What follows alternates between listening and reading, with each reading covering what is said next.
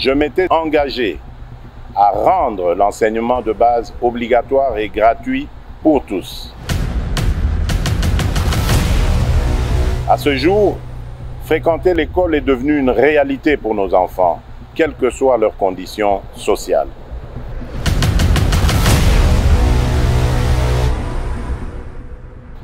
Cet engouement salutaire met en exergue deux autres importants défis que nous devons relever. Celui des infrastructures d'accueil et celui de la qualité de l'enseignement. Au centre de l'Afrique, en plein cœur de la République démocratique du Congo, nous sommes dans la ville de Kananga, chef-lieu de la province du Kasaï central. Le gouvernement de la République démocratique du Congo a négocié et obtenu de la Banque mondiale la prolongation de la durée du projet d'éducation pour la qualité et la pertinence des enseignements au niveau secondaire, universitaire pour une durée de 20 mois, en vue d'assurer spécialement la réhabilitation et la modernisation de l'Athénée royal de Kananga, afin d'améliorer les conditions d'apprentissage des élèves et d'en augmenter la capacité d'accueil.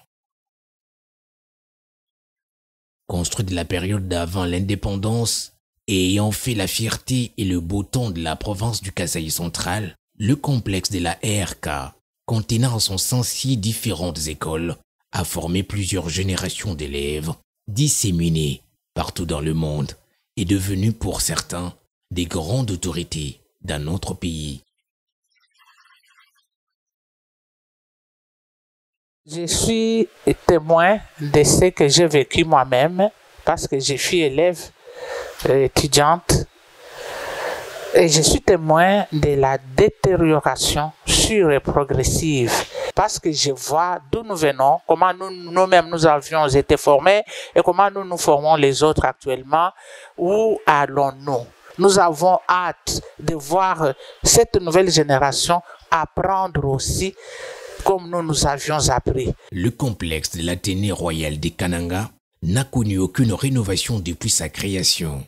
Sans aucune clôture, les sites scolaires a perdu de son étendue initiale, estimée à environ 30 hectares, pour n'en conserver que 15, soit une spoliation d'à peu près la moitié de son terrain.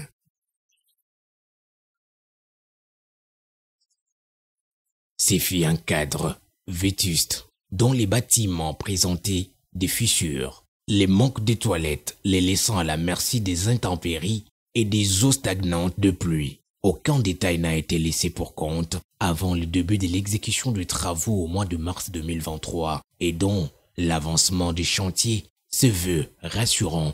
Je peux mentionner que les travaux avancent normalement. C'est vrai que nous avons lancé les ordres de service à la date du 15 mars. Les temps que les entreprises se préparent, qu'ils se déploient, ils ont effectivement commencé début avril.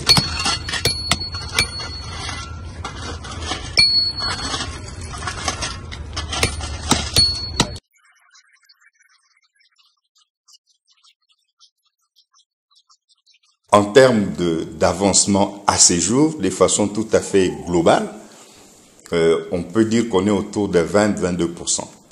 Ce qu'il faut comprendre, c'est que dans ces réhabilitations, il y a plusieurs composantes. Il y a l'érection du mur de clôture, qui était notre première phase d'intervention. Il y a les travaux liés aux réhabilitations des bâtiments. Et ensuite, les travaux pour les nouvelles constructions. À ces jours, les murs de clôture est achevé.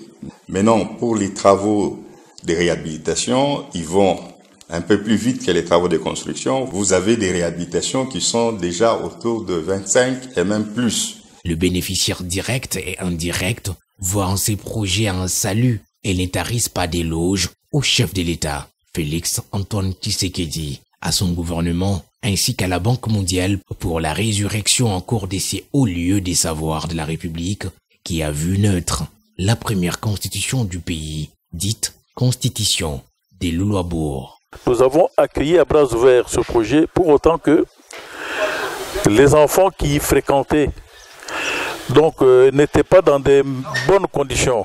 Raison pour laquelle la Banque mondiale est venue pour pouvoir donc redonner la vie à ce complexe avec un nouveau cachet.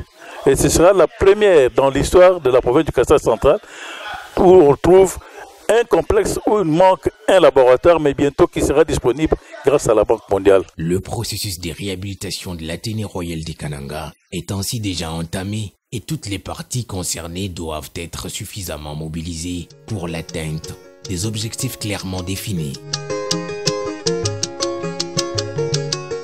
Du processus de réhabilitation de l'ARK par les bénéficiaires revêt d'une importance particulière pour le ministère de l'enseignement primaire, secondaire et technique qui ne cesse de multiplier les mesures visant le redressement de ces sous-secteurs. L'Athénée royal de Kananga pourra à nouveau revoir des milliers d'élèves, filles et garçons, dans un cadre propice comme ce fut le cas les premières années de l'indépendance, au grand bonheur des communautés locales et de tout le pays.